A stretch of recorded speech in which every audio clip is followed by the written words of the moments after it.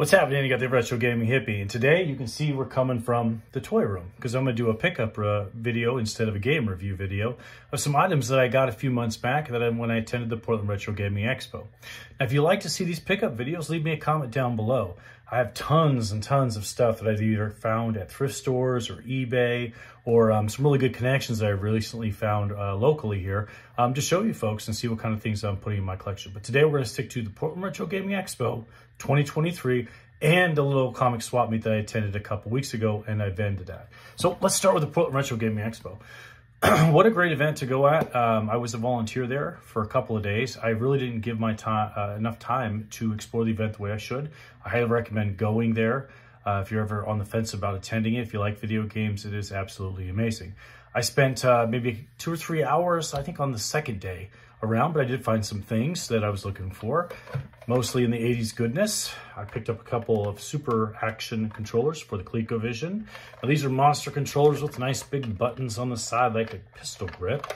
The joysticks on top, the buttons on them are very, you can see, fragile, like this one was coming apart, but it doesn't affect how well it works. I own a game called Frontline for these already, which these surprisingly work really well. Has a ton of number pads on top and a roller thumb here, which I'm not really sure what that's going to be for yet. It has about 3 feet of cord, which is always a great thing to have with a controller, in my opinion.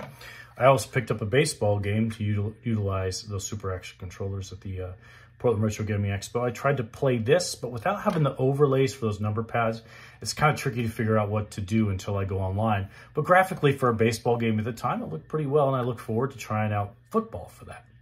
So sticking around with those 80s, you know how I love my gold box TSR. Well, they also did a TSR-related role-playing game, but set in space. And I'm talking about none other than Buck Rogers' Countdown to Doomsday, Commodore 64. Now, not only was this complete in box, which is always fantastic to find, and you generally can with Commodore 64 games, but also comes with the officially licensed clue book that they released at the time. And basically, anybody who probably has a guide online for this particular game probably used something like this to do that, unless they were really patient about mapping out things in the game. Now, I haven't booted this up yet and played it. I love Buck Rogers. I never played it back in the day.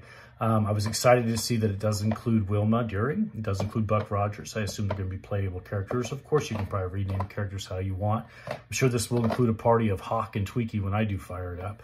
But it was also released for the Sega Genesis, which I have never played that one as well. And I've heard it's a pretty good correlation of this particular game. But maybe one day I'll get that on the Sega Genesis.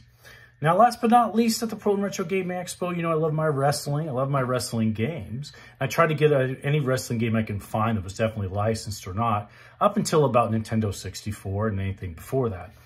Now, I also love my wrestling merchandise. I read a lot of these dirt sheets, have a ton of those magazines back behind here because as a kid, I couldn't see what was Jim Crockett or NWA wrestling. I could only read about it. On TV, I had WWF and I had Portland Wrestling, which was absolutely fantastic. So I saw this game, then I knew it wasn't probably officially licensed, and it was called UWC, and it had the second incarnation of the Midnight Express on it. And I thought, I've got to have this in my collection. Well, let me learn a little bit about this game. Now, this was being sold by the incomparable John Riggs, who I've mentioned before. He has great videos. Check him out. I've vended next to him before at his show, and he's just a fantastic individual and very, very, very, very knowledgeable on video games. So when it came to this game, he explained to me that this was made to be a Nintendo game, but then they went a different route, scrapped it, probably made this WCW game that we do have with the Road Warriors on the front. And this board ended up getting into the hands of a collector who then got it verified, and now they can release it to the public. UWC actually was a title for WCW for a shorter bit of time. I think on a letterhead while they were Jim Crockett, WCW, Ted Turner. It was UWC for a very short amount of time, I believe. So that's what I picked up at the Portland Retro Gaming Expo. Fantastic event. Check it out. I definitely look forward to volunteering again next year for it as well. I got to geek out with somebody like Mr. Riggs for a while and talk about this game. And then also Pat the NES Punk, who has fantastic flea market videos from back in the day that I really have a lot of respect for his picking knowledge, his thought process. He's a lot like I am, in my opinion, when I saw those flea market videos for as long as I've been doing collecting of toys and video games. I haven't really watched any of his podcast stuff, but he has got to be somebody respected in the community. I got to geek out with him for a minute, and you'll see that in a photo coming up here probably for one of my game reviews. So then a couple weeks ago, I decided to do a swap meet that was mainly going to be comics and a mishmag of whatever. But I set up a table. It was only $20. It was just outside of Portland, so it was a good deal. I thought, I'll bring some stuff and sell some stuff. But I found some great things, and I made a great connection that I'll talk about near the end. So what did I find?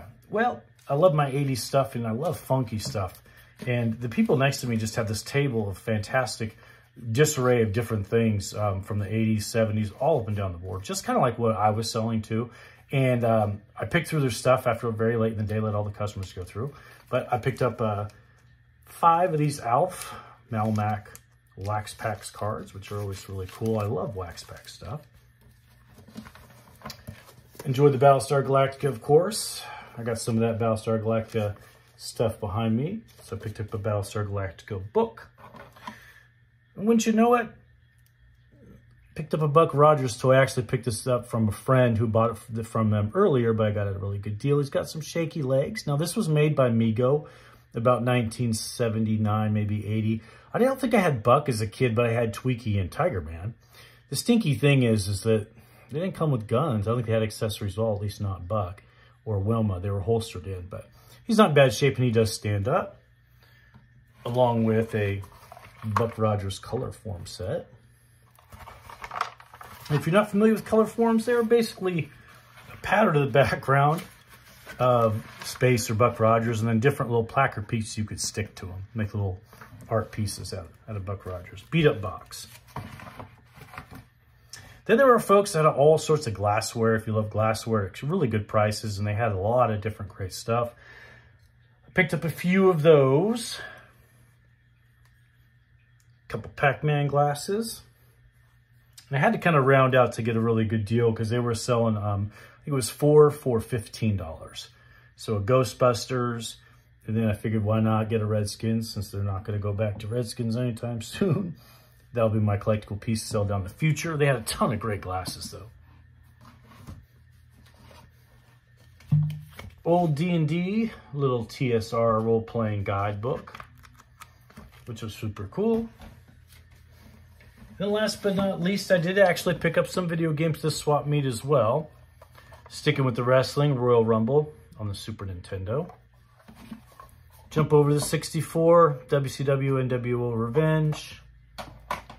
And going back old school, little 2600 Junior in the box, and the power supply inside of its box. It's a very clean unit, and although I haven't tested it yet, the gentleman said that it definitely works. They also had an old Wicco command control stick that I can use with my Commodore 64. I'm pretty sure if not the Atari. And a couple of box games.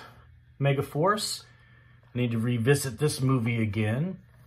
And Fantastic Voyage, which if you haven't seen this movie, you should for the time. It's actually amazing. But a couple of box Atari games. And that was all the stuff I got from that swap meet. Along with making a really good connection with one of the folks that I bought a bunch of that stuff up on the table. I recently went over to their place and bought a ton more stuff. Nothing video game related, but wax packs related, things of that nature. So if you want to see that video, I could do that video up next. But next, I think I need to do some game reviews because I got a whole bunch of games to go back to and tell you about that I've already finished. So if you like these pickup videos, let me know. Remember, I'm the Retro Gaming Hippie. I don't buy nostalgia because I am nostalgia.